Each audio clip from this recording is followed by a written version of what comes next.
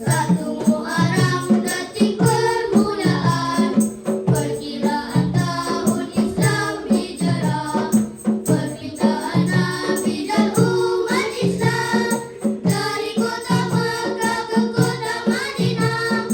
Atas keyakinan dan iman yang teguh, kaum Muhajirin dan Ansar bersatu, rela berkorban harta dan nyawa demi menegakkan Islam tercipta.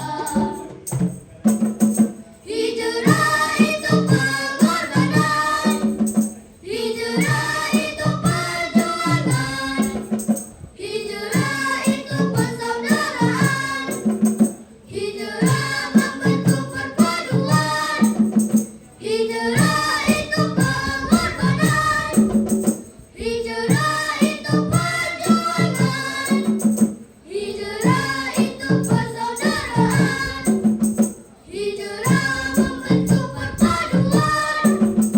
Oleh itu, mari semua kita sambut ma'al hijrah, tinggalkan semangat, tegakkan syariat Islam untuk sepanjang zaman, untuk sepanjang zaman, untuk sepanjang zaman.